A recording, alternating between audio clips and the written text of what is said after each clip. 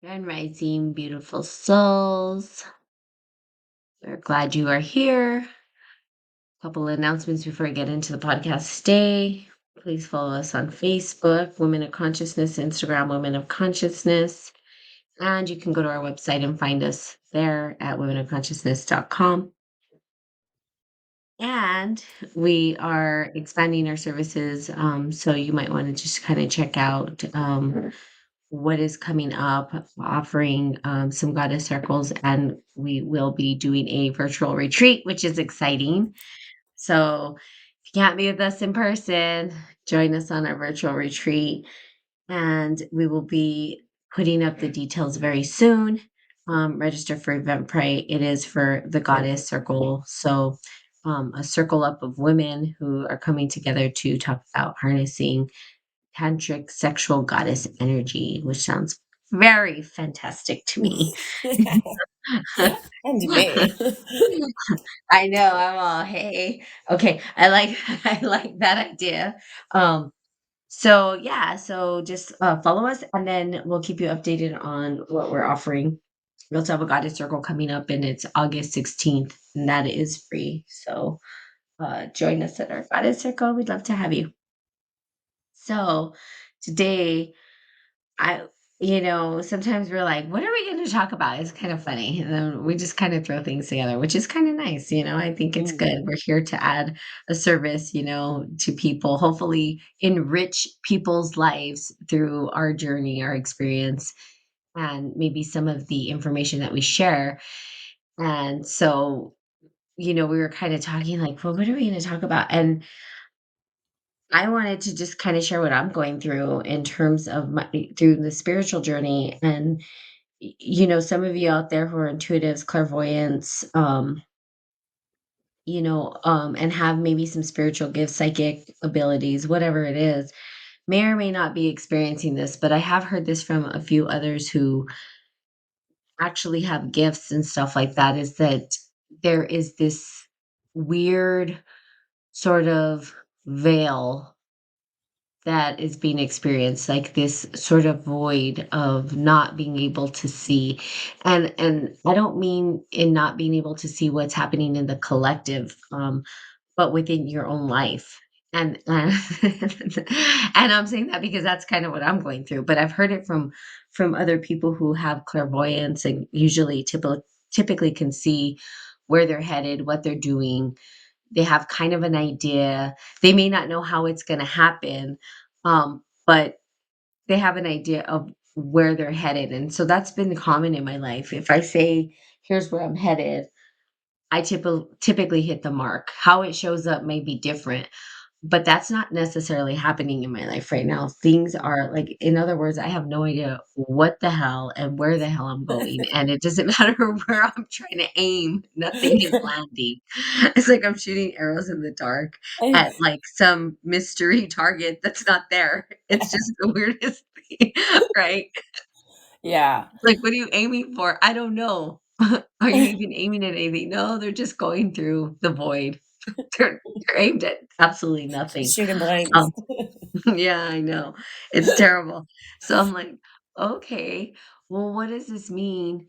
And, I think from my interpretation or what I think is going on, um, and it's kind of funny because I know, Pam, that you kind of were talking about it too, is that this really the feminine, if we looked at the like the yin yang energy, the sacred feminine, the divine feminine is slowly emerging to take the lead and not take the lead in this aggressive sort of way, but to emerge and take her place.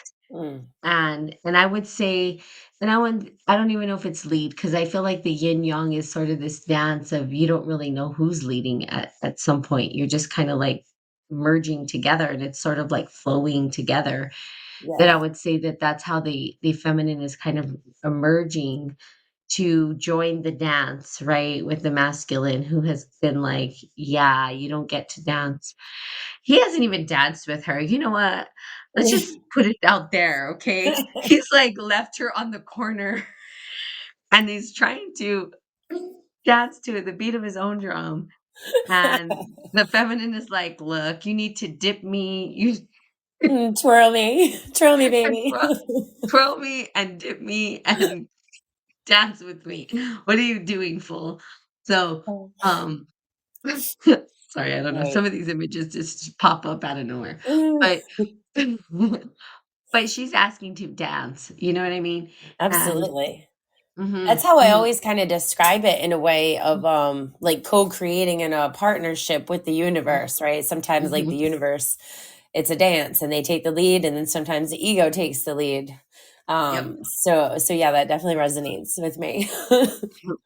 And I'm, like, letting the divine take me on a dance, and I'm like, "I don't know where you're going, girl. I have no idea, I can't tell." So, Yeah. uh, but I think that if you're feeling that way, so those for those of you who are listening that are, clairvoyant, um, psychics, like, I would just say really kind of think about where you are with your own internal feminine energy. And, are you listening to that energy inside of you and what it's asking you to do? Because it could be just the void. And I don't feel like I was telling someone, it's not like I feel like it's a tower event or um, I don't even know that it's a moon reflection thing. I think it's more of like actual veil. Like me, I think it's the high priestess, to be honest with you, Mm, that that we're going through the veil of the high priestess, and she's finally kind of opened the curtain and shut that curtain, and like, okay, those who are ready to enter, come in. Boom, shut the curtain, and then there's just darkness, and you're just like, what in the world? There's like no it's almost like almost completely void of light, but we know it's not completely void of light.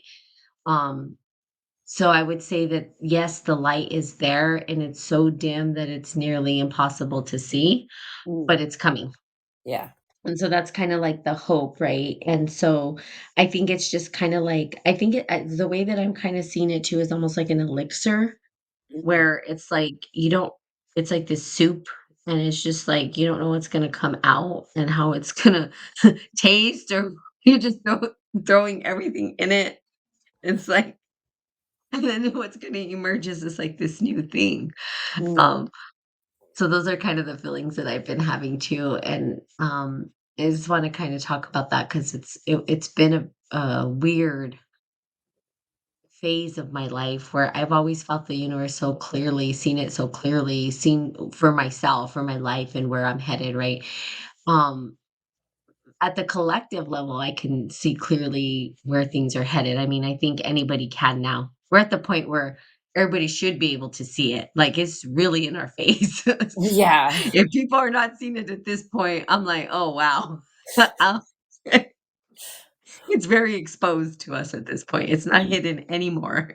Yeah. Um, It's just are people gonna accept it? So the collective, a little more easy to understand where we're headed, what's going on, you know? Yeah, there's a lot of shadow there coming up Yeah, to and be we can healed see and it. integrated. Yeah, and then people who may not have tapped into their gifts, because we all have gifts, but some people have not learned how to. Mm, Even those people should be able to kinda see what's happening in the collective, right? It's, like, blatantly obvious. yeah. So but it's our individual life and our individual journey where I think people are still kind of experiencing that maybe void or that darkness of like, okay, what am I doing with my life? How do I make a difference? Where do I go? And the spiritual people are kind of like, where is it that we get to land or place ourselves? So that's kind of what I've been going through, and I wanted to share because I think it's so important for people to understand they're not alone, that we all kind of go through these things together, Mm, and that it's just a season, right? It's not a lifetime thing. It's a season I feel like right. we're in some way. So I wanted to share that as like a beacon of hope for individuals who might have been like, I don't know what's going on with my life. So there's that. And then part of that is the gene keys, because it's kind of something that Pam and I have been really connected to. And if you Mm, guys don't have the gene keys, it's well written. Like it really is. yeah. I really enjoy the guidance that comes from this particular book. Yeah, Right? It's kind absolutely. of it hits it on the head, and it's because they use the yin yang energy. The Tao is really what it is. And they're looking at that philosophy of the yin yang and how maybe it's embedded in our DNA, and they've applied it to that. And it's like, well, you're using this ancient kind of text to kind of give us an idea of maybe what's going on internally with us. I guess that's kind of the best way I would say it. But it's just a well written, and it resonates so much, especially if you're a spiritual practitioner and spiritual alchemist, whatever you are. Even if you were a uh, religious person, I think you would see that you would find some value in the book. Mm. So really good. And so the 37th gene key is kind of what came up. And I don't know if you want to just kind of talk about what's going on with you, Pam. So, and how we came to this gene key, and how Yeah. maybe it's playing out with both of us. Yeah, go ahead. Well, going back a second where you're talking about the Uh-huh. veil thing, Yeah, sure. um, I kind of like I'm sitting here listening to you and then I'm reflecting on right my own kind of path and journey and how I used to like get downloads, right? Do automatic writing in my journal and tap in to other, energies or whatnot within conscious states within. And I would get a Mhm, lot of like premonitions. All right. I would get like I would write things and then it would happen. mhm, Um, and I would say in the past, since last the equinox, I feel like it was last year at the equinox for autumn. Um, mhm, I felt like I was crossing a gateway. mhm, Um, and it was a lot of unknown. And I felt like the 5D, right? Like finally mhm, crossing in and embodying into the 5D.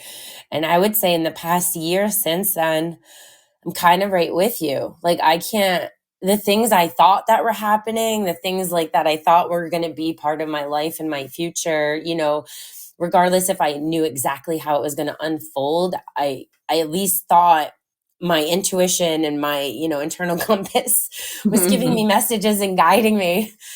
And then it was like this internal conflict because it's like, oh, well, was I wrong? Did I lie to myself? Did I make it up? Because it's clearly not a path. And like, so I don't know. I wonder if it's part of this crossing over in this The kind of connection back. paradigm shift, right? And not Mhm, knowing because things are just unfolding in that structure.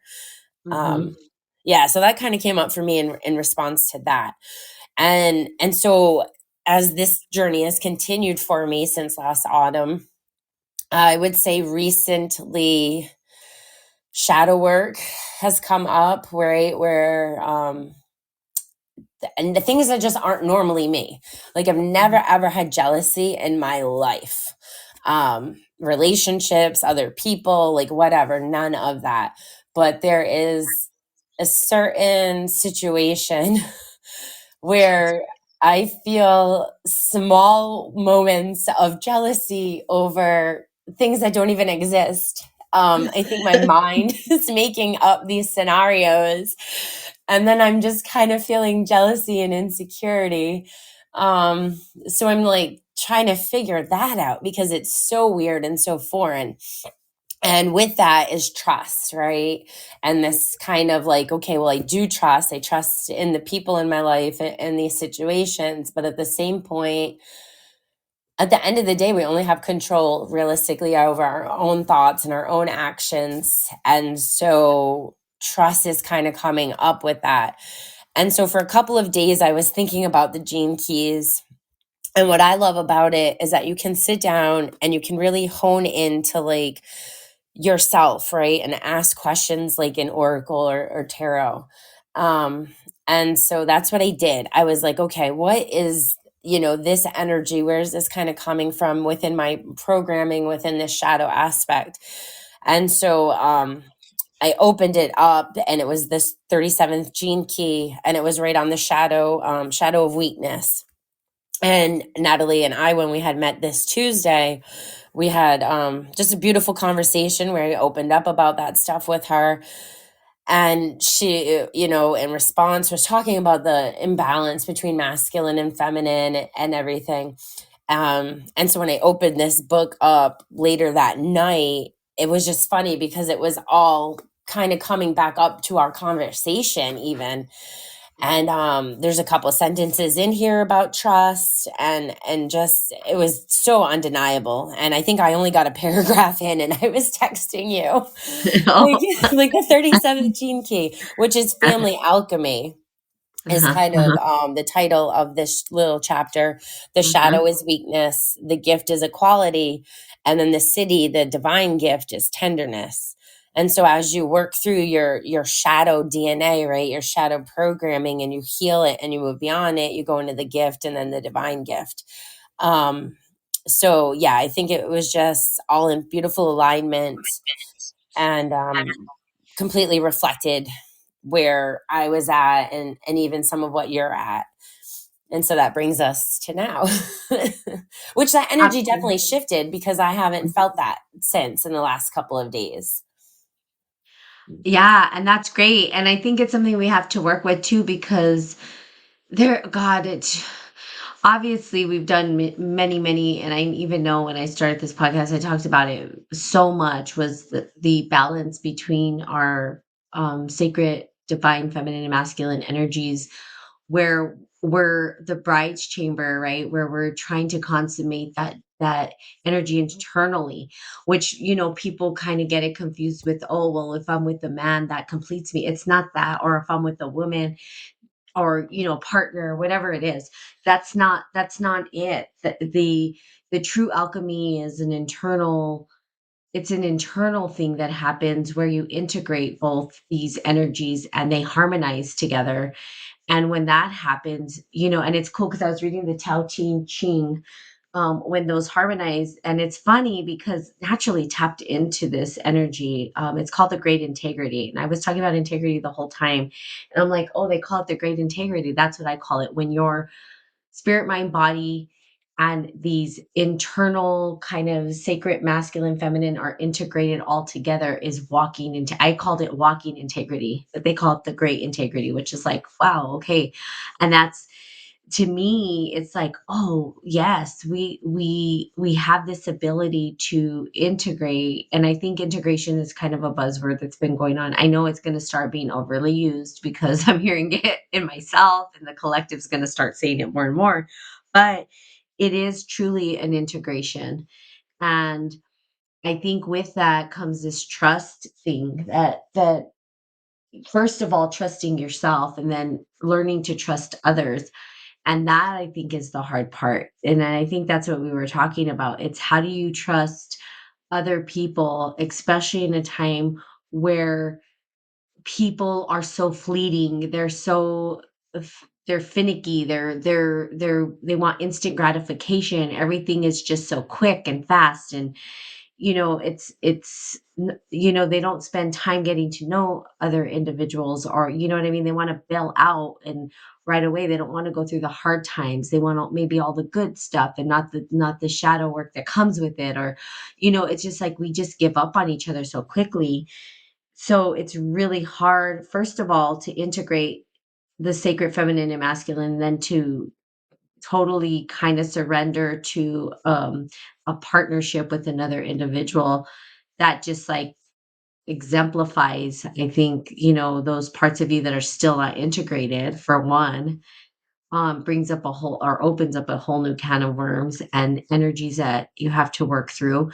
And I think that's why it's so hard to be in relationship at this point, because I think right now, because I feel we're in like this spiritual sort of battle, that if the two individuals are not working to integrate their own internal polarities, if you will, our sacred feminine and masculine, and integrate them, it just ends up being this posh mess, right? And how can you truly have these relationships?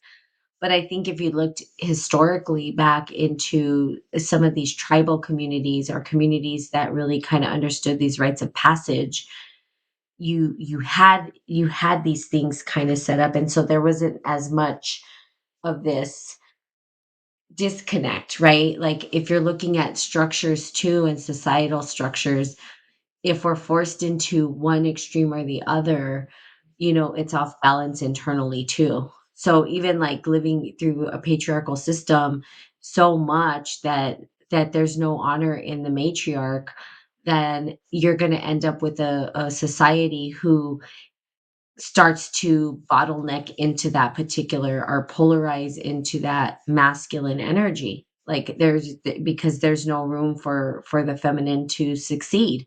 There's not even an outlet for it to succeed. There's not even a way for it to succeed at this point, because everything's so patriarchal, so masculine. So and eternally what happens is that there's this battle, and it becomes this internal war where people are like, well, the women are of course, from the outside, it looks like, well, women are too masculine now. Well, men are too feminine. Well, yeah, we're confused because because our world has not given us the space to breathe within each one of those. And so we have to really dig deep into our own personal self to harmonize these two polarities or these two energies that live within us, and then work on having relationship with people, but then hopefully, and this is the hard part, having relationships with people who are on the same journey. Because if you're doing the work and someone else is not, it just can't. I mean, it's when I say it's never going to work, because that would be not a true statement, but it's going to be very difficult to be in partnership with someone who isn't as committed to, I would say, harmonizing their own internal sacred feminine masculine, or integrating the two, or consummating the connection between the two internally. And it's not an easy process. So that's what I was, and that's part of what I think we were talking about, like when you said things are showing up, maybe there's some jealousy, maybe there's some shadow stuff. Mm. How can we trust people at this point? Mm. It it's hard. It's hard to trust. I mean, Right. we used to be our word.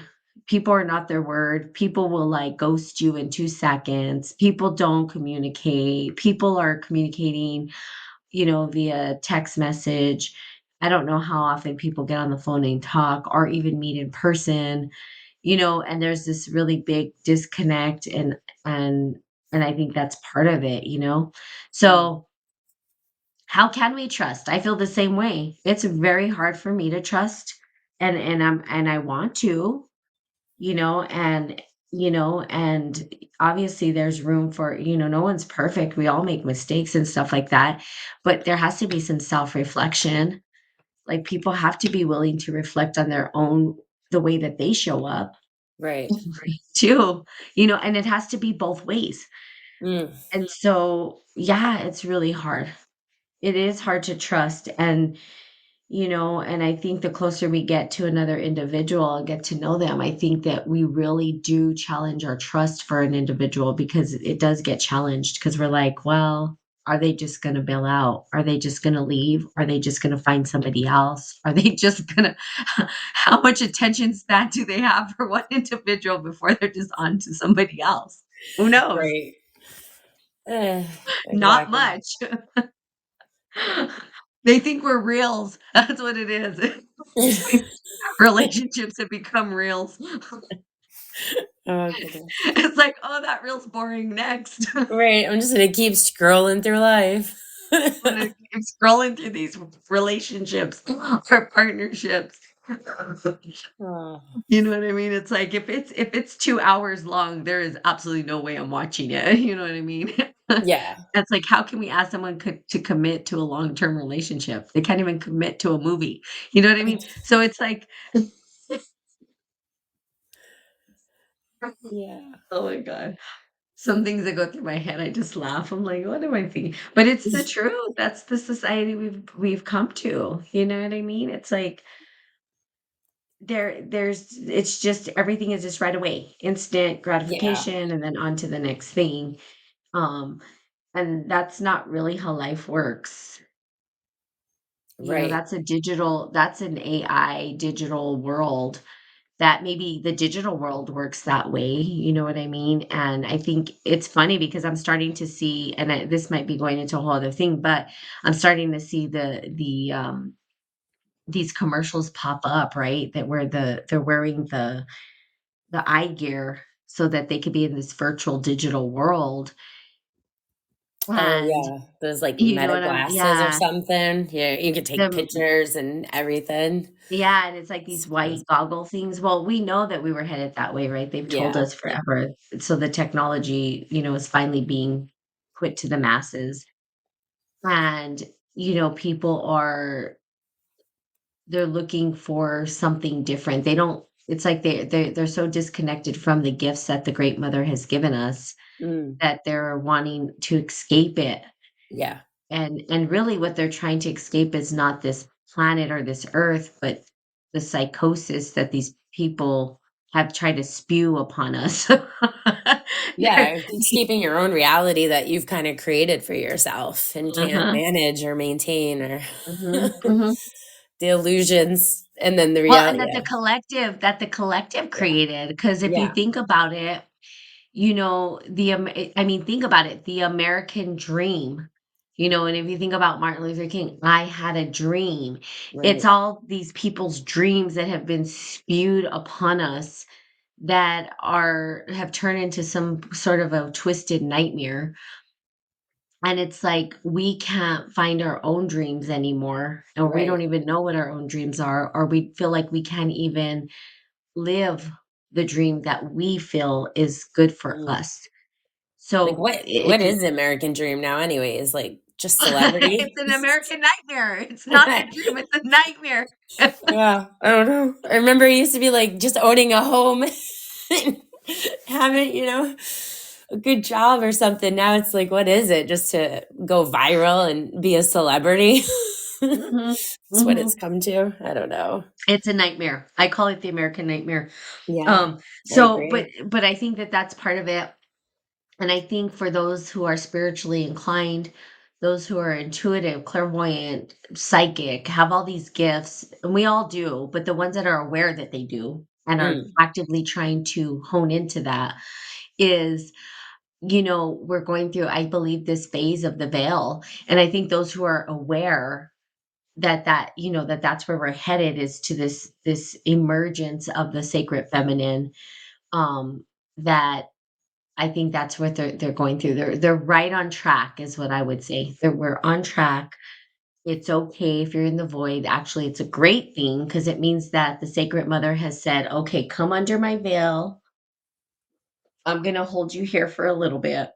mm. I'm gonna help you conjure up your new elixir so that when I set you free, you're like this whole reborn, shiny new thing with a new set of eyes and how the world is going to operate. So Yeah, that's kind of how I see it, right? It's like now I get to step out of the veil and I get to maybe live closer, not maybe, but live closer to my divine purpose and in harmony. And I don't know that everyone is going to receive that, and, it's not because they don't would never say that everybody has the opportunity, it's just some people are not tapped into it. They're not waking up to it. They're not, and I don't know why. I'm not 100% sure why. People could call it karma. People say it's because they're gonna come back and reincarnation, and I don't know, mm, there's many ways to think about that. But I believe that there are people who are tapping into that energy and allowing themselves to surrender to it, because surrender has been a big, big buzzword I've been hearing everywhere. And that's part mm. of the feminine, right? Yeah, It's like surrender to the mystery. right. But I believe that people, yeah, they're not, some people are just they're not doing it. And here's what I think the people that go to the digital kind of world are the ones who are reincarnated. That's kind of how I see it, right? That's my narrative, Yeah, my I can see story. that for sure. Mhm. Yeah. And they are. I mean, if you think about it, they're reincarnated into they already are. They're putting their face all over the digital world, I mean, I would say this, if I was reincarnated that way, it wouldn't be a reincarnation, it would be a program because they would probably take pieces of me and you and anybody who's been on social media, digital world, and construct an energy that is almost like ours. You know what I mean? Which is Mhm. weird to me, but I guarantee it could happen. Because our voice is here in AI, you know what I mean? Our face is there. But I do think people are gonna upload their consciousness eventually into the digital world and maybe feel like they can live forever, you know what I mean? And just move, Mhm. and I'm like, "Yeah, no, I won't be thank you. I will not be doing that. Um, I'm Yeah. good. Yeah, I agree. My consciousness has other plans for its evolutionary cycle in the universe. I will just organically let it go to wherever it goes next," you know what I mean? Instead of, like, dictating that it's gonna go into this digital thing or whatever. Let's just let the organic process happen. Yeah. Um, And say that's some fear of like mortality, right? Just kind yeah, of oh, for fear. sure, Yeah. for sure. Which I'm actually I'm afraid of immortality more than I am mortality. I really am. I know that's backwards, but I'm like, I don't think I wanna live here forever. Like, it's too much. Um, so But the shadow, so the polarities, the real pole shift, and I wanted to just kind of go over the gene keys that read Mm, something. So it's like the 37 shadow of weakness. And so that's the shadow aspect, and weakness, as we shall see, nothing but a projection of the male psyche onto the female psyche, as in the West, when have been viewed up until recently the weaker sex. mhm, However, what happens to human as weak is actually something that we cannot yet understand. We may see this enacted even in the externals of the Christ myth itself, in which one man surrenders to forces that finally overpower him. Naturally, it is the inner meaning of the myth that holds the real key. So it's always inner, and that's what I love about it. It's like your inner mystery, your inner battles. For this, only the sacrifice and the subsequent resurrection that one finally comes to understand the hidden nature of Jesus's actions. Much about the 37 gene key, therefore, concerns the nature of force that is perceived as weakness or as weak, but that inevitably shows up itself to be the opposite, which is mm, kind of cool. Um, and then it represents the inequality between the yin yang forces on our planet, which we see the natural tendency of evolution has been favor it's favored the strong, right? The stronger. At lower frequencies, our genes know no other reality than the survival of the fittest. mm, And and then that goes into a whole paradigm and worldview about how, only the strong survive, which, yeah. And so maybe that's why we've sort of glorified this. Oh, well, men are strong, who knows what happened there. However, we've now reached a stage in evolution in which physical strength no longer governs our future direction. Future direction lies in wide open for anyone, regardless of sex or strength. What we used to perceive as weak or strong is totally changing, even reversing. Those who thrust themselves to the top of the hierarchy through brute strength and subversion are losing their power, and those who hold vision and synthesis based on self transcendence are gaining more power. In this way, the world is transforming. mm. And I like that. Yeah. And that's kind of, yeah. So I don't know. Do you have anything to add to that? No, I see that because of the self transcendence part. I feel way more powerful. Um, and not like power over others, right? But just a sense of empowerment within me in the Hmm. last almost half a decade, I would say. Hmm. Hmm. Compared to any other time in my life because I've done the work. I've been doing the healing, right? I've been kind of isolated for quite a few of those years. And that shifted me into like more of a community group setting, right? Like aligning with you and stuff, for instance. And Mhm, so I think we share that vision, like I had said on the previous page, um, mhm, about just kind of the maybe not. I went back to read it. But yeah, no, I can definitely see that because I felt weaker, I think, in a wounded state for sure. mhm, Um, mhm, in my own yin yang within, right, masculine, feminine kind of being divided and whatnot. And now, like, I've had a lot of transcendence and experiences around that, where I know my truth. I know who I am. I understand my soul purpose. I understand why all of those connections had to happen, and why I went through a lot of toxic and painful experiences, that really I think could have crippled, and made me weaker. It could have filled me with more hatred, but instead it was like working through that and finding this inner strength, and resiliency that then transformed and transcended my own spiritual being. mhm, mhm, mhm. Yeah, it's the integration. I think that's such a big it's such a big thing. I can share a story like yesterday because what happens really, I think, so I'm going to use some clinical terms too because dysregulation or, when Mm, your nervous system is thrown off, it really does cause there's this kind of like a spiral effect that happens, right? In terms mhm, of that. And if you don't feel like you're safe, which is really interesting because as we know, our sympathetic system is we're constantly in fight, flight, freeze when we right. necessarily don't have to be. And it's more of a mental thing, right? It's not like bears are running after us to eat us up or something strange. It's more like we're causing our own stress and our own anxiety. But it a lot has to do with how we were raised societally, and you can go back to when you were a child and did you get the nurturing you need to regulate your system and all this kind of stuff.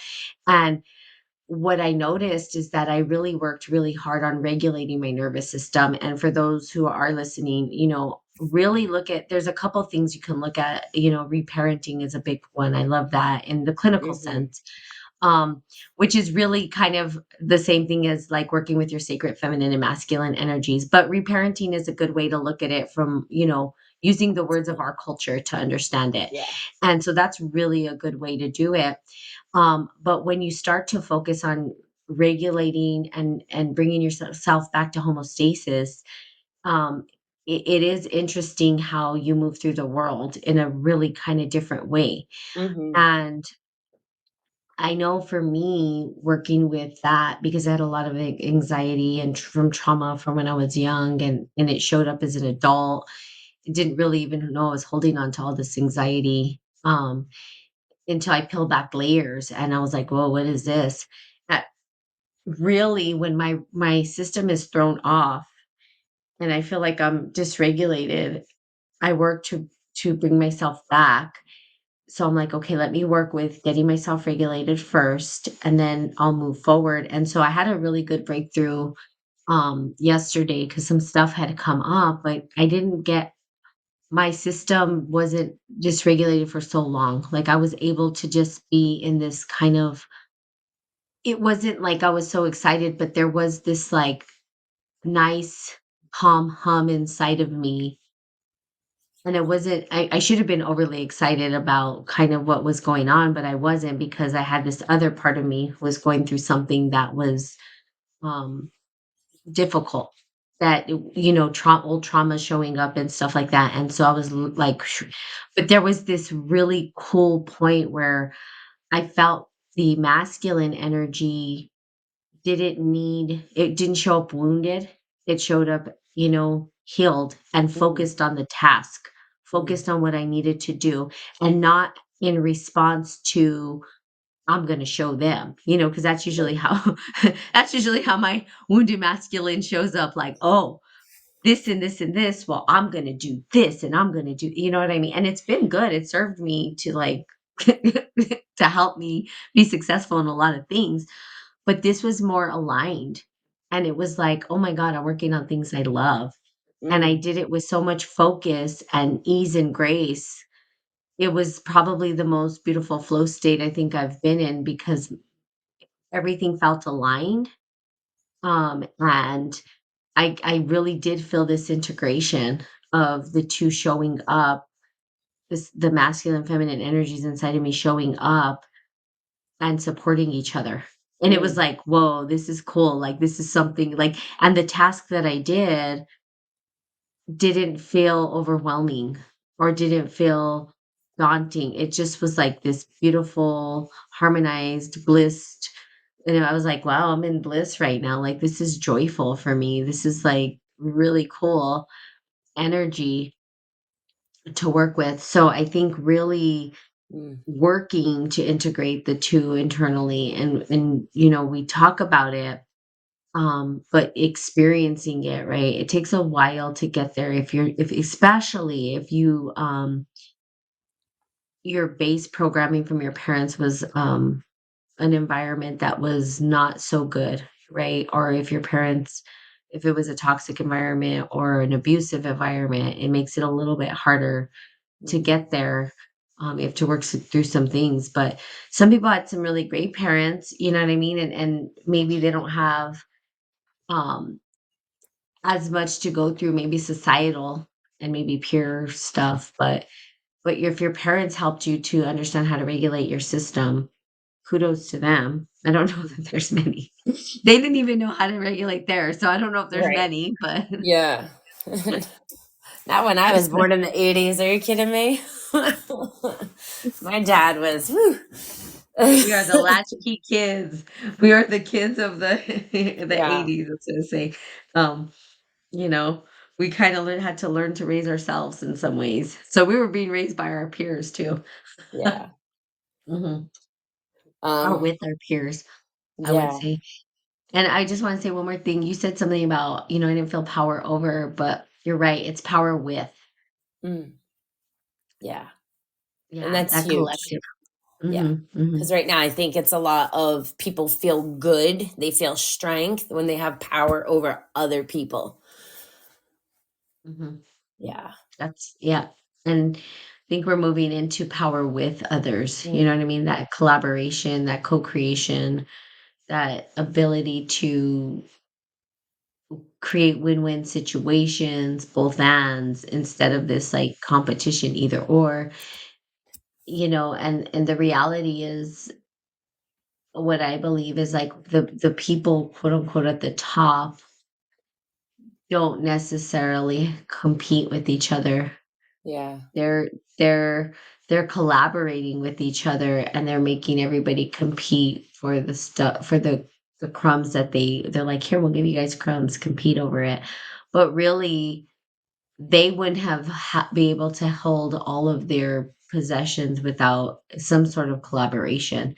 But they're Mm, just not collaborating with the masses, right? They're just like, I'm going to collaborate with my little circle of people. yeah.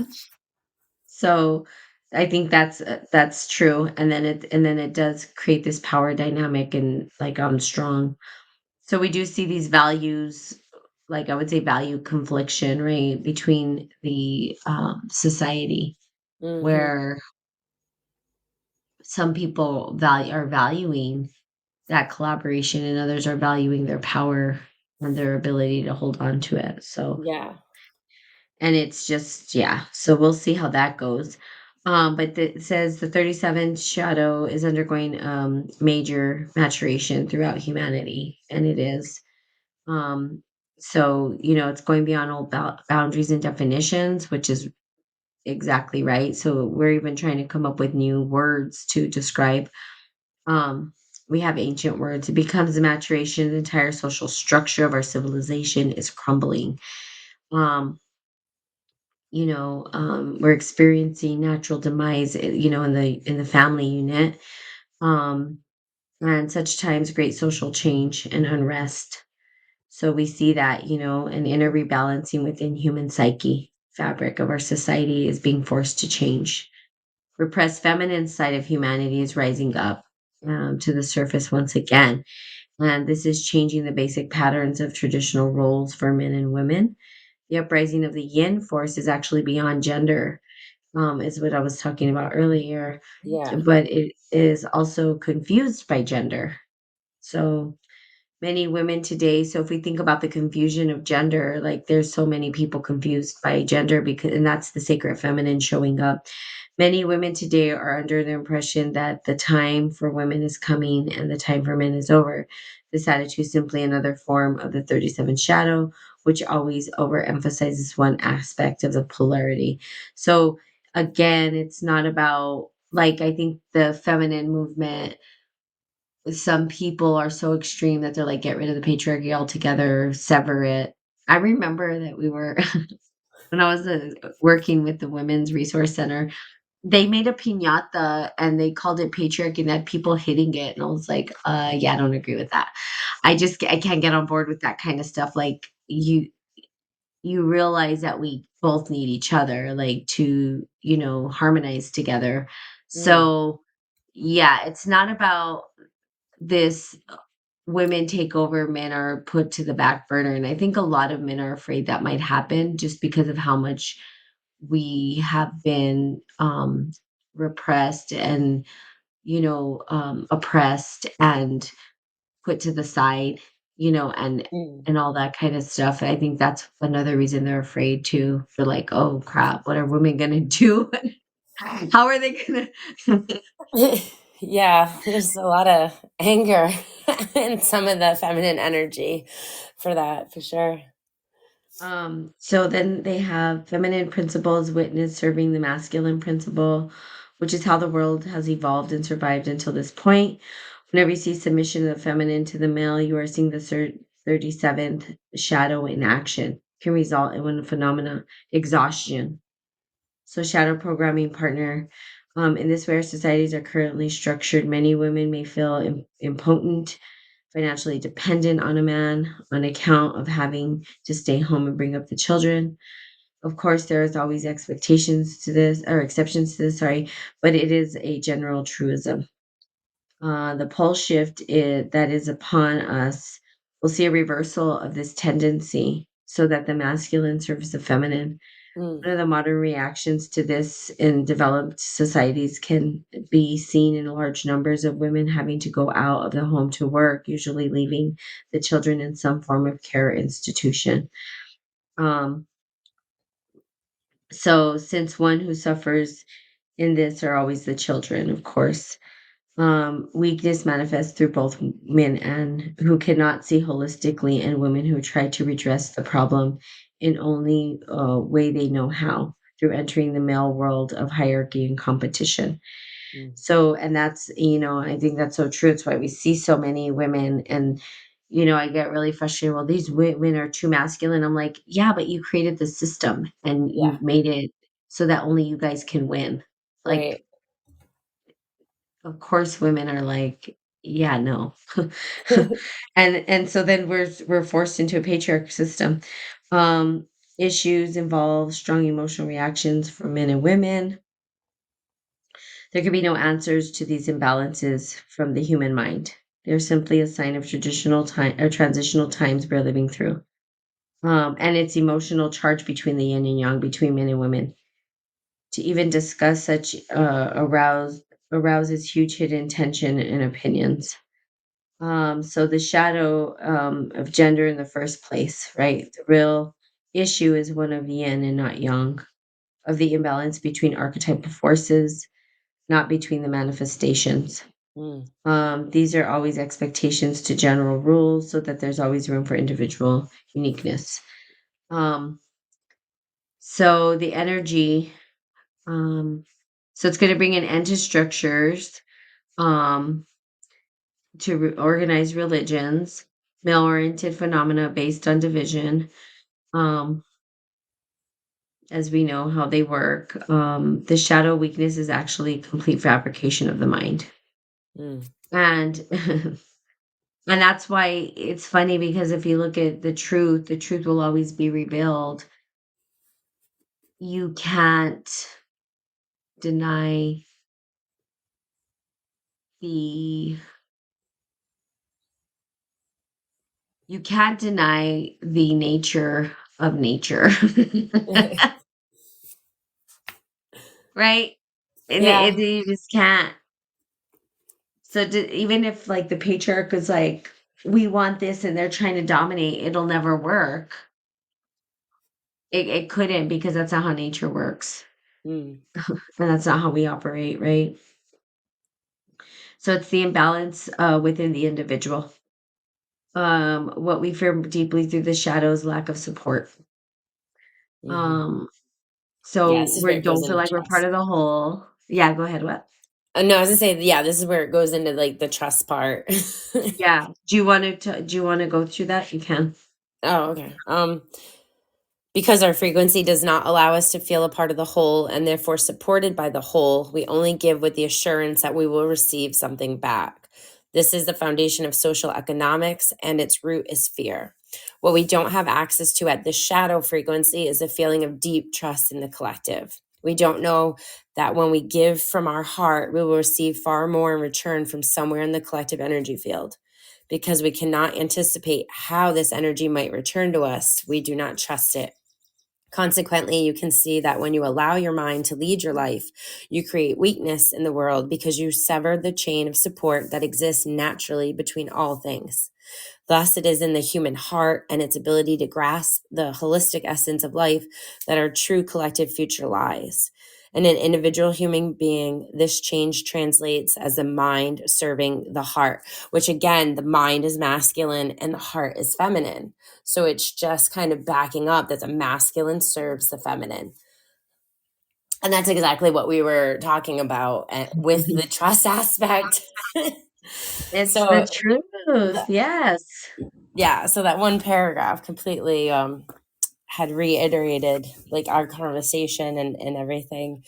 um Yeah, go and I ahead. think even for men, like, right, like that must be like, how do we serve feminine, like when they've taken charge, right? Because look at the history for women, like you didn't even have an identity, you weren't allowed an education, like it wasn't even until the 70s that women could have their own bank account without like their husband, being on it, at least in America here.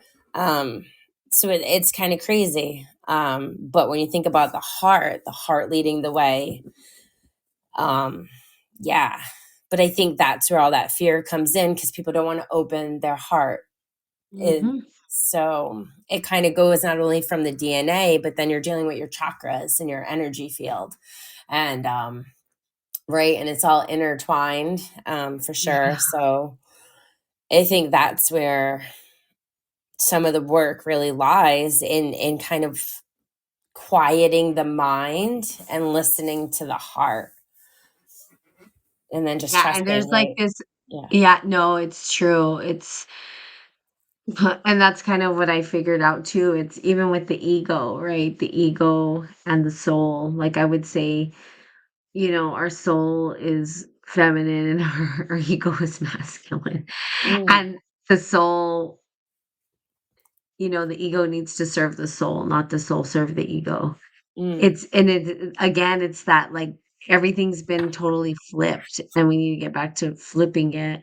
yeah. And I think with me, it's really weird because it's like, yeah, I think my mind is, I'm trying to understand how to lead through the heart. And I know that that's to me is like so hard because it's weird when you talk about the chakras, like, as I'm closing my eyes right now and just thinking about it, there is an energy blockage in my solar plexus.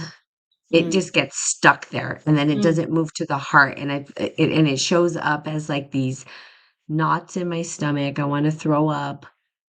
You know what I mean? mm, I get nauseous and it's mm, like, move the energy up, but it does start in the mind. mhm. Do you know what I mean? Yeah. And And so when it's like, how do I do get that integration between the heart leading and opening up? And it is that fear, that trust, because you're like, well, if I fully open up, mm, holy shit, right. it. I expose myself to hurt because it is true. You don't know what you're going to get back from the collective. Right. Nobody, most people are not living in integrity. Right. So it's hard. It's just they're not, Mhm. they're not honest with themselves even. So how Mhm. can they be honest and with other people? Right. You know what I mean? I do. They're not living, and it's hard, and I get why, you know what I mean? They're doing these jobs they hate and try to convince themselves they like them. That's out of Mm. integrity right there. They're afraid to let go of these jobs because they need the money to feed their family, so it's just like this vicious cycle that's been Right. created, And the and average person is kind of living out of all these shadow spaces of the oh, DNA for with sure. closed off, energy fields within too. So yeah, it just conflict and chaos ensues, right? And so I think people are just like, well, let's just keep the peace. And so it's easier to say nothing and do nothing than to stir the waters. But with this gene key in the body, the physiology is the solar plexus. I know. Yeah. And I I think know. the important thing too, really quick, what I Mhm. love about this is there's always two natures, the repressive and the reactive nature for every Mhm. shadow. And it's usually very feminine or very masculine in those. And so for this one, the repressive nature over sentimental, when the 37 shadows repress, it tends to manifest through inauthentic giving. These are people who are ruled by their emotions rather than their hearts, and they often believe that the two are the same. They repress their own fears through a dreamy mentality that may speak great words about humanity, but that lacks the inner strength to take a stand for itself. These are the people who, as victims of their own emotions, give the human heart a bad name. Whereas the heart is strong and fearless, the emotions can be fickle and overwhelming. Such people hide behind and within their emotions, which blind them to the deeper truths inside them. They have a tendency to overprocess at the emotional level, which makes them draining for others to be around.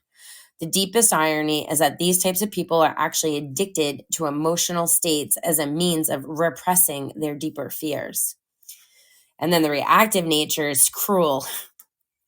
So the reactive nature projects its own fears out into the world where it sees only inequality. Out of this core belief, these people become hardened around their heart until they entirely forget what love feels like.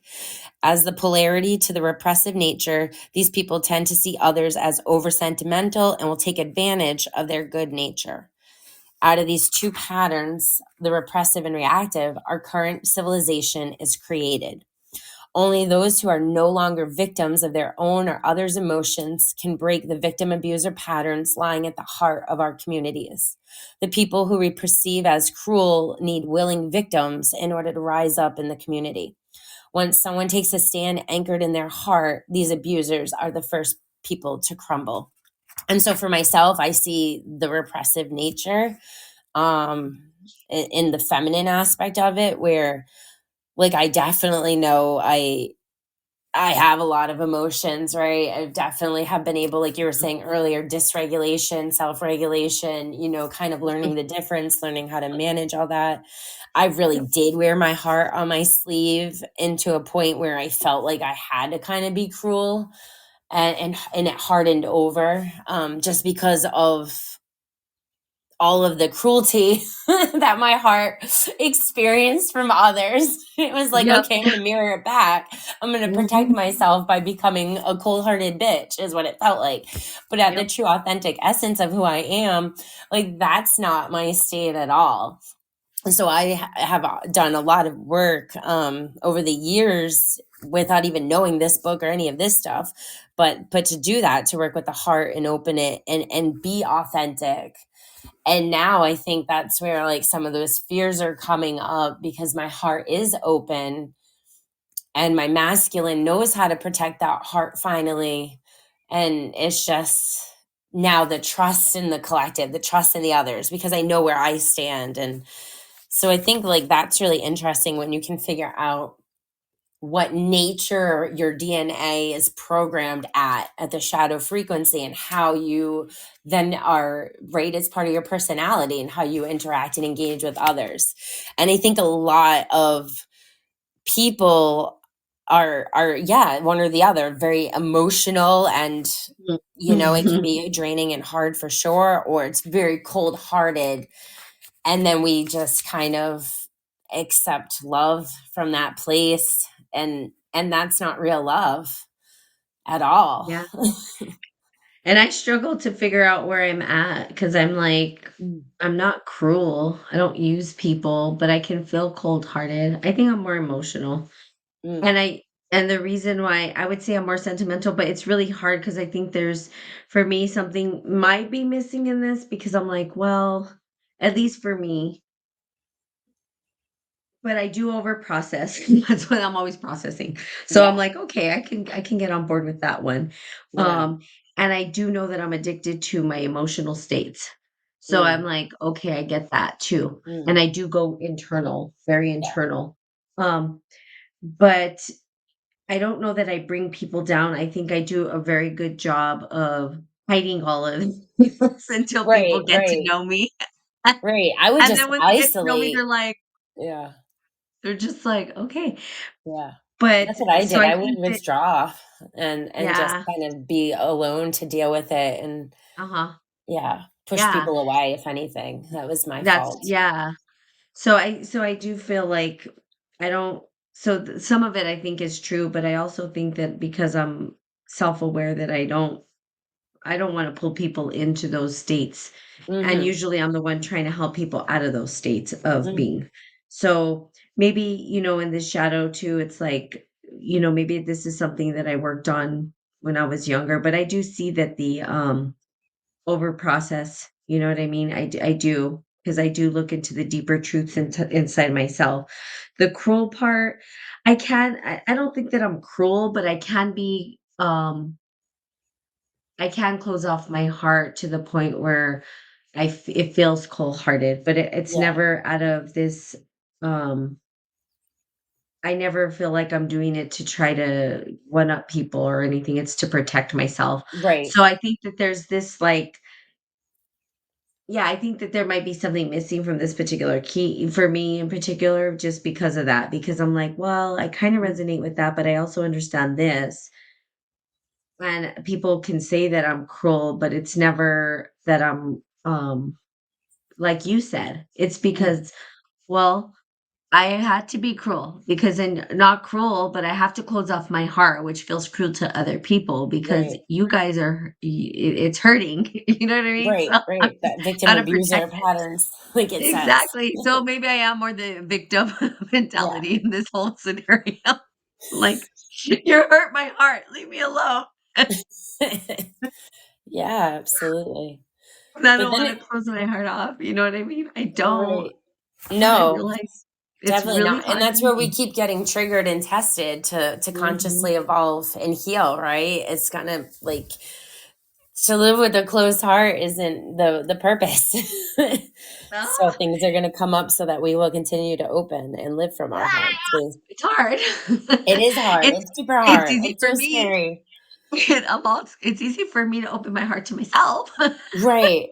And I that's where I love think me. like the love and the trust comes in. Like, at least for me, like I can look at it now where at least I know the ways that I didn't truly love before, right? I know Mhm. the ways that were like friendship love, or things like that. But to truly deeply love someone and not expect anything, to not want anything, to not even have them in your life, you know what I mean?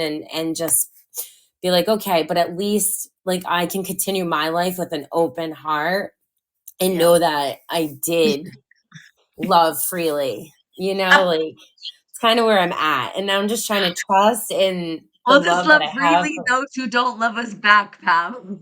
So that seems to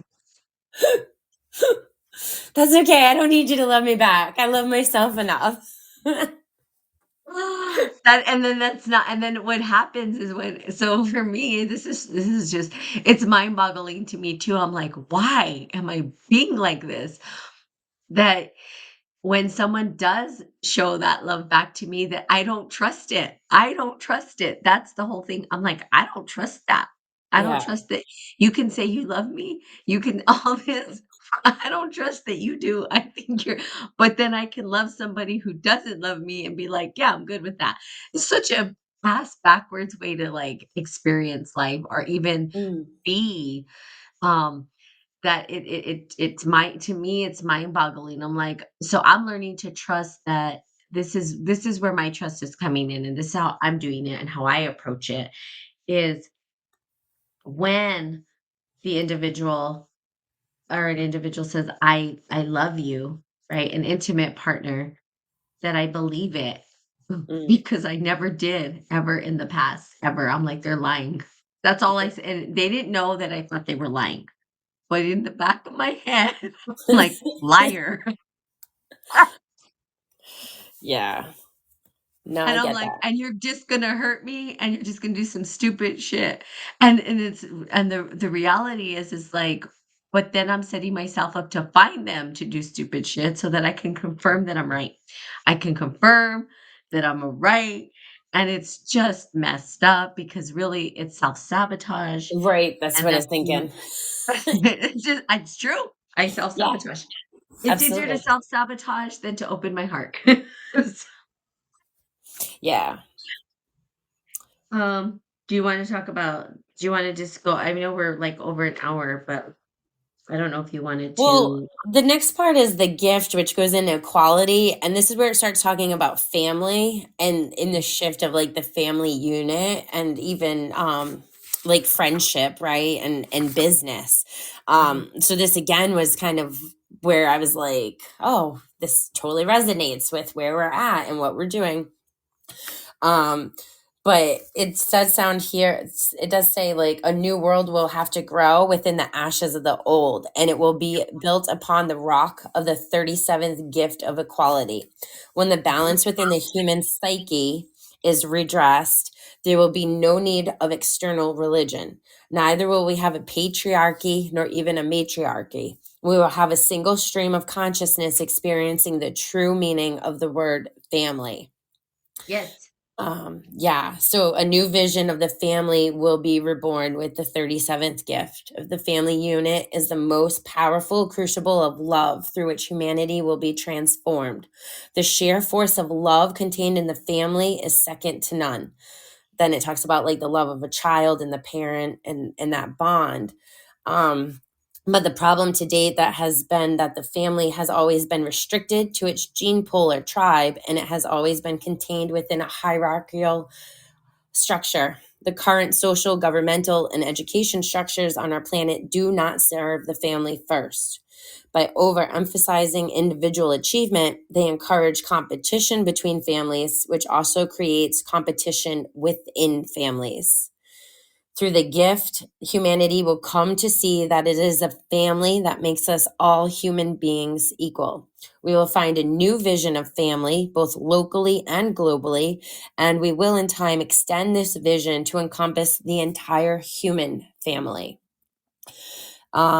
The love between a child and a parent is an archetype of unconditional love. At the shadow frequency, all love is conditional, which means that essentially it is not love. True love is based upon giving without the need for a return. The entire shadow frequency is thus based upon the principle of the bargain of giving in order to receive. This bartering consciousness is what lies at the heart of modern civilization. Seen through economics, government, and especially in relationships, it is here in the dynamics of all human relationships that bartering was born and is based upon the fear of not having enough. Through the gift, you will discover a great economic secret. The more you give, the more you receive. Um, yeah, I think for me, I don't really have any relationship with any blood family at this stage in my life. Maybe an aunt that I talk to once or twice a year, and a cousin, but that's it from my mother's side and my father's side. It's just like maybe one or two people. And when I was a little girl, like I remember being raised by like my meme and my great aunt and like having these two aunts that were like my whole world. So I very much had a lot of feminine energy raising me because I was not close to my mom. Mhm. Um I just, yeah, like I couldn't connect with my mother. Um so but now I feel like the only blood family I really have on a day-to-day basis are my own children. But the family that I have is you and some of the members of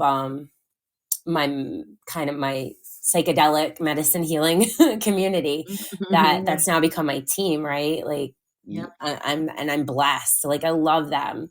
Um, I couldn't imagine my life without these people, and I waited a long time for them to enter my life. Um, so now it's like we're all it even feels more deep and meaningful than any other kind of friendship I had in my life because we're holding space for each other. We're showing up authentically, whether it's heavy negative energy of wounds that were triggered through, there's no judgment. There's no like, oh, get away from me. It's, I'm going to hold space for you and I'm going to help you through this healing process. I'm going to be there for you. Um, which I've just never witnessed or experienced. And it's been so life transformational. Um, and just even with you and what we've created in the past year, like you're my sister for I love sure. that. So Sister um from another mister. right. Exactly. um so I feel like I'm kind of going in between those states, right? Like I kind of keep going back to the shadow to healing what is left there, but I don't Mhm. live from that shadow space. I feel like I'm definitely more in alignment with the gift. And then Yeah, yeah. and that's kind of where we're headed, right? Hi, Laura, how Mm. are you? It's been a while since you've been on here, and I have not been consistent every single day like I used to. I do Tuesdays, and it's not Tuesday today, so that makes me a liar right now. We've had to But navigate a but dance. but just typically I do Tuesdays, if you wanna listen. But I've been putting out content, and now I have a business partner, so there you go. You can hear more than just Natalie talking, although I still do a lot of talking. Oh, funny.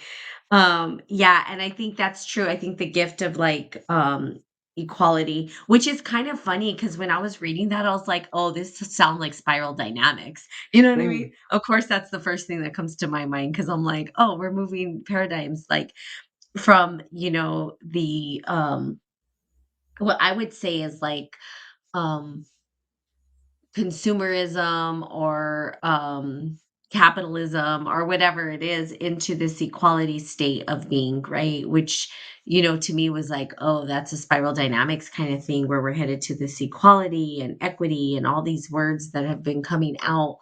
um but I do think that there's going to be, and that's why we see these like conflictions of values is what I was talking about. And I think family values have to change. Things need to change in the family unit for mhm, sure, because to fit the paradigm and the way that humanity is going.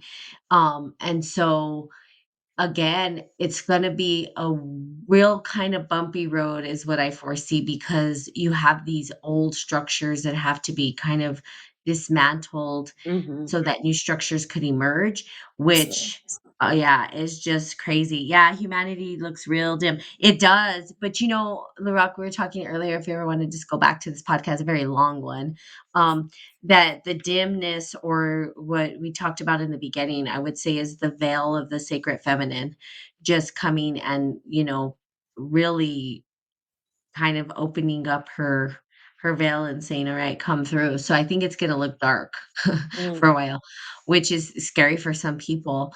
But if you're doing the spiritual work internally, there should be no fear. I am mm. absolutely not afraid of the dark now. You know what I No, mean? That definitely not. darkness, that shadow. Because at first I was like, "What is going on? I can't see anything. I don't know what's going on. This and that."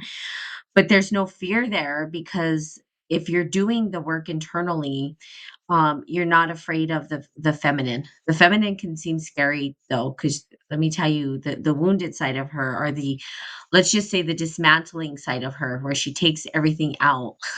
That can be Mm, scary. The dark that's coming is going to be the ugliest thing humanity's ever seen. It depends. I think it depends on where you are spiritually. mm, I think if you're ready spiritually, that it may actually be a gift mm. for you, because you know that things have to go through this in order for new things to emerge. Yeah. So it does depend. And I think some people will be facing that, that ugliness, you know what I mean? That reflection or whatever that they need to face or whatever. And yes, there's a values confliction, is what I was saying before. There's these values that are conflicting with the old and the new and the paradigm. And so it's shifting.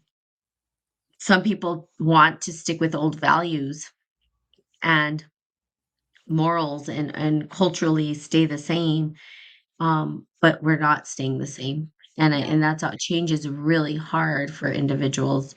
And so you see these people really trying to, there's a parable, like if you empty a glass of water, you can never get the same amount of water back in it.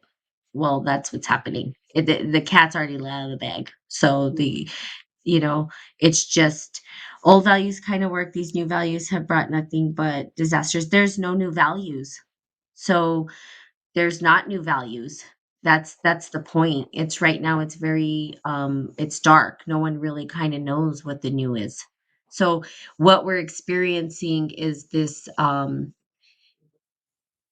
disconnection and confusion about what is the new. yeah. But we want to go back to the old because it was comfortable and we knew what it was. So we don't have new values yet. I wouldn't even say we're even there. We will see that new communities will emerge from this. Hmm. But it's hard for us to think outside of the big system, right? Because it's so ginormous, it's so huge, it's so vast Mm, that we are swimming in it and we can't even come up to get breath. So the reality is we haven't even created what is to mm, come. Those new hmm. values have not even we and if you go back and listen to what we talked about, we don't even trust each other. How the hell are we going to create community? We can't even trust each other. Right. There's not Let's just start with trust. I think that's a big one, right? Like that's a value we should go back to, like trusting people's words, that they say that they're what they are going to do. They become their word. They become integrity. We don't even have that. You know, it's like I don't trust anybody. I trust myself. It's hard for me to trust, and it's because of the collective. Larock too. We're reading out of the Gene Keys. I don't know if you've ever heard of it, but it's a really well written book. Mm, And we were reading the 37th Gene Key about family alchemy. And so, yeah, so we don't have, and I've talked about this, ages ago, about creating a community. And there are intentional communities popping up around the world for those who are interested to understand how that would look. There is an association for intentional communities that I did find out about, and it's kind of cool. So it's like, if you look at it, if you go and you see that there are communities that are trying to emerge from this into new systems. And so, the old worked for a while, but the old was also very inequitable in terms of, how really what it did is it threw us off internally. And mm, now we're confused. We don't know who we are, what we are, where we're going, how we're gonna do it. We're all jacked mm. up. Um, So that so kind of ties in with the divine gift, the city of tenderness, because it mhm, talks about, this is where it really brings in the myth of Christ and the sacrificial mhm, lamb and stuff, the mythology mhm, there, and again mhm. relationships and even sexuality, um, the Yeah. transcendence of sexuality, right? Oh, yeah. Yep. But this one, I just thought it was really good in relation to that. It says, like, the lamb has a deep symbolism with our coming age because it represents the spirit of surrender to an overwhelming inner power. The sacrifice of the lamb corresponds to the giving up of identification with outmoded outlooks and the embrace of a wider reality that lies beyond our current view. We, Mhm. humanity, are the lamb, and the universal spirit holds us in tenderness as a mother cradles her child. As Mm. individuals, we each have to bow our heads and accept the devil within us instead of pushing it down deeper into our psyche. The very thing that terrifies us the most will utterly transform us if we can but trust it. It is the source of our sexuality, the dark feminine shadow place within every human being that contains the greatest mystery of who we are and what we can one day become. Yeah, Yeah. and that's funny because that's what I was working with this sexual energy, right? Like, that's Right. the big piece. It's like, how do you use that sexual energy? And it really heals the Mhm. body internally. I've just noticed I haven't had any pain. Which Yeah. is kinda cool, right? That sexual energy really does work to heal the body Mhm. in and when it's funny, I just got a visual that I have never had before about the sacrificial lamb or whatever, was the ego being the lion Mhm. and the soul being maybe the lamb or whatever, and it's like the lion's always trying to eat, like, the ego is always trying to eat away at the soul. Yeah. Instead of, like, surrender to the soul and, like I don't know, I just got this, like, visual in my head of, like, the lion and the lamb with the ego, our internal ego trying to be so controlling and overpowering and not allowing us to surrender into the mystery, Mm. of the greater mystery, like you said, which is not scary, it's tenderness and love and kindness, and it holds us, it's like the womb. Um Yeah. and I think we're so disconnected from that womb space that we think we don't deserve it, I think we've gotten so far that we don't think we deserve it. We don't feel like we deserve to be held in love, and we don't even believe that people could hold us in love. Like, that's Mm. how far away we are from this crap because it's like, we don't trust people. How can you trust people to hold you in love? Yeah. You know? It's Yeah. you know? And that's where this distrust comes from because it's like, "Are you really holding me in love? Or are you holding me" you know what I mean? But how can they? They don't even know how to love themselves. You know what I mean? They're letting the ego take the wheel, and we have to surrender to the mystery of the whole, and also our inflated egos that we understand what's even going on. We don't. Like, there's this bigger mystery that's unfolding that Mm. we will never understand. And I think that we've got to minimize not minimize the ego, but, like, put the ego in check and be like, "Look, you will never know all the mysteries of the universe. No, It's never. just not. It's you just we are in ourself a living mystery of the universe. It's like, why not just be happy with knowing that, you know what I mean? Right. And enjoy that ride, that we're like Mhm. the universe unfolding in it or whatever. That's kind of cool, right? So, Right. but I think this key is really good. So if you don't have the book, I would highly recommend that you get it. It is well written. I really love the editors on this book. I'm like, "Oh, reach out to this guy, like, who edited your book?" I know it's his writing, right? But there's a team of people. It's funny how Right. people will write a book and they forget there's a team, but I'm like, they really did a good job of helping him bring it to a a place of understanding that it's Yeah. a easy read. Just an Yeah. easy read. It resonates. It makes sense. Mhm. Yeah, it's well written. And I like books, but this one is just really good. I mean, he did a Yeah. really good job. And you know me, it's hard for me to be like, yeah, this person did great. I'm all, I don't trust them. I don't trust them. But I think he took a lot of time and energy. You could tell that he took his care in writing this. Right. So I highly recommend people Yeah, get the Gene Keys, definitely. It's a good Embracing one. Your Higher Purpose, which is really kind of cool. What Yeah. you read. Um, It helps Really, with the really good. healing And a process. great idea. I mean, a great idea the way that he put it together. I was like, "Wow, this is really phenomenal," to be honest with you. So, um, and super helpful. Yeah. So, okay, so we're up on an hour and a half. Apparently, we had a lot to say. I did. Right. I did a lot of talking today. So, anything else, Pam, before we go? Oh, no, no.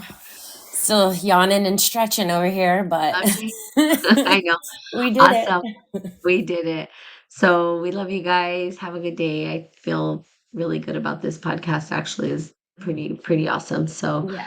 um have a fantastic day and we will be seeing you guys soon. Yeah. Take care, everyone.